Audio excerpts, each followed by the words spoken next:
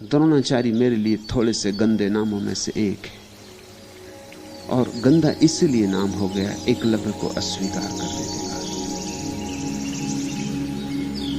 द्रोणाचार्य को गुरु भी नहीं कहना चाहिए, और अगर वो गुरु रहे होंगे तो उसी अर्थों में जिस तरह स्कूल के मास्टर को हम गुरु कहते,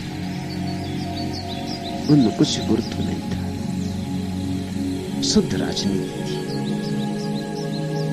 एकलव्य को इनकार कर दिया क्योंकि वो शूद्र था, लेकिन उससे भी ज्यादा भीतर राजनीति वो थी कि वो अर्जुन से आगे निकल सकता था, ऐसी क्षमता थी उसकी। राजपुत्र से कोई आगे निकल जाए और शूद्र आगे निकल जाए छत्री से, ये द्रोणाचार्य के ब्राह्मण को बर्दाश्त न था। फिर नौकर थे राजा के, उसके बेटे को ही दुनिया में सबसे बड़ा धनुर्धर बनाना था। जिसका नमक खाया उसकी बजानी थी, गुलाम थे। एकलव्य को इंकार किया, ये देखकर कि इस युवक की क्षमता दिखाई पड़ती थी कि अर्जुन को पानी पिला दे। इसने पानी पिलाया होता, इसने वैसे भी पानी पिला दिया, इंकार करने के बाद भी पिला दिया। तो इंकार कर दिया, ये तो बहाना था कि शूद्र। इस बहाने के पीछे गहरा राजनीतिक दांव था। वो ये था कि मेरा विशिष्ट शिष्ट अर्जुन दुनिया में सर्वाधिक प्रथम, सबसे ऊपर हो। फिर राजपुत्र ऊपर हो तो मुझे कुछ लाभ है, ये शूद्र अगर ऊपर भी हो गया तो इससे मिलना क्या है। इंकार कर दिया। लेकिन एकलव्य अद्भुत था। द्रोणाचार्य मेरे लिए गंदे नामों में से एक है, एकलव्य मुझे बहुत प्यारे नामों में से एक है। अपूर्व शिष्य था, शिष्य जैसे होने चाहिए। द्रोणाचार्य ऐसे गुरु जैसे गुरु नहीं होने चाहिए, एकलव्य ऐसा शिष्य जैसे शिष्य होने चाहिए। कोई फिक्र न की, मन में शिकायत भी न लाए। ये राजनीति दिखाई भी पड़ गई होगी, लेकिन जिसको गुरु स्वीकार कर लिया उसके संबंध में क्या शिकायत कर। जाके मूर्ति बना ली जंगल में, मूर्ति के सामने ही कर लूंगा, जरा भी शिकायत नहीं, क्रोध नहीं। जिसको गुरु स्वीकार कर लिया, स्वीकार कर लिया। अगर गुरु अस्वीकार कर दे तो भी शिष्य कैसे अस्वीकार कर सकता है। शिष्य ने तो सोचा होगा शायद इसमें ही मेरा हित है, इसलिए उन्होंने अस्वीकार कर दिया। गुरु राजनीतिज्ञ था, शिष्य धार्मिक था। उसने सोचा मुझे इंकार किया तो जरूर मेरा हित ही होगा,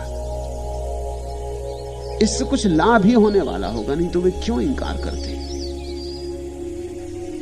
मूर्ति बना के मूर्ति की पूजा करने लगा और मूर्ति के सामने ही धनुर्विद्या का अभ्यास शुरू कर दिया। इतनी भावना हो, ऐसी आस्था, ऐसी श्रद्धा हो तो गुरु की जरूरत भी क्या है। श्रद्धा की कमी है, इसलिए गुरु की जरूरत है। तो बिना गुरु के भी पहुंच गया, मूर्ति से भी पहुंच गया। श्रद्धा हो तो मूर्ति जीवंत हो जाती, और श्रद्धा ना हो तो जीवित गुरु भी मूर्ति ही रह जाता है। सब तुम्हारी श्रद्धा पर निर्भर है। इस मूर्ति को ही मान लिया कि यही गुरु है, तुम देखते रहना, मूर्ति को कहता होगा मैं अभ्यास करता हूं, कहीं भूल चूक हो तो चेता देना, कहीं जरूरत पड़े तो रोक देना। इस अपूर्व प्रक्रिया में वो उस जगह पहुंच गया जहां अर्जुन फीका पड़ गया। खबरें उड़ने लगी कि एकलव्य का निशाना अचूक हो गया। ऐसा अचूक निशाना कभी किसी का देखा नहीं। ऐसी श्रद्धा हो तो निशाना अचूक होगा ही। ये श्रद्धा का निशाना, ये चूक ही कैसे सकता है। और जिसको मूर्ति पर इतनी श्रद्धा है, स्वभावतः उसे अपने पर इतनी ही श्रद्धा है। तुम्हारी श्रद्धा दूसरे पर तभी होती जब तुम्हें आत्मश्रद्धा होती। तुम्हारी श्रद्धा उतनी ही होती दूसरे पर जितनी तुम्हारे भीतर होती, जितनी तुम्हें स्वयं पर होती। जिस आदमी को अपने पर श्रद्धा नहीं है, उसको अपनी श्रद्धा पर भी कैसे श्रद्धा होगी। जिस आदमी को अपने पर श्रद्धा है वही अपनी श्रद्धा पर श्रद्धा कर सकेगा। वहीं से सब चीजें शुरू होंगी। श्रद्धा पहले भीतर होनी चाहिए। एकलव्य अपूर्व रहा होगा।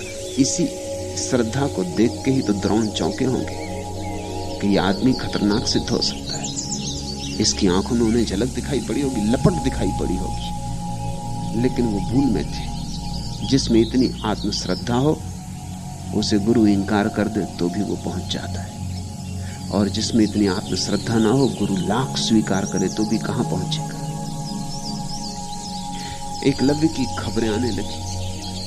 एकलव्य पहुंच गया, पा लिया उसने अपने गंतव्य को। जिस गुरु ने एकलव्य को शिष्य बनाने से इंकार कर दिया था, वो दक्षिणा लेने पहुंच गया। बेईमानी की भी एक सीमा होती, शर्म भी ना खाई, चुल्लू भर पानी में डूब मरना चाहिए था द्रोण को। ऐसे शिष्य के पैर जाके छूने चाहिए थे, लेकिन फिर राजनीति आती, फिर चालबाजी आती। अब वो ये इरादा करके गए हैं कि जाके उसके दाएं हाथ का अंगूठा मांग लूंगा। वो जानते हैं कि वो देगा। उसकी आंखों में उन्होंने वो झलक देखी कि वो जान दे दे उन लोगों में से।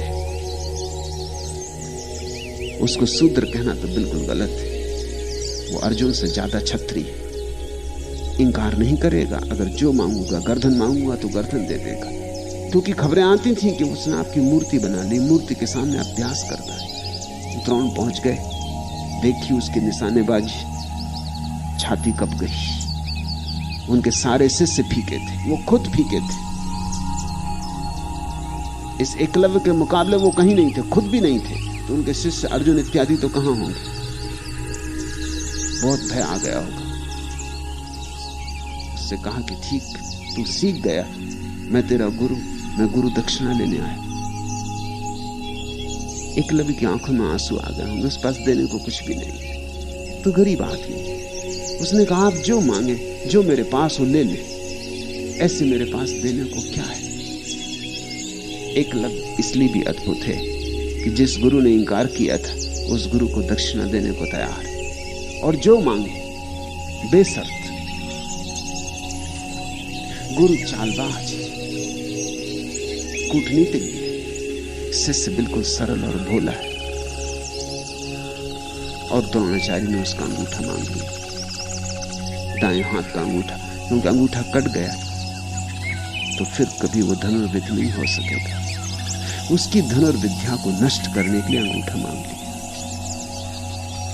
उसने अंगूठा दे भी दिया। ये अपूर्व व्यक्ति था,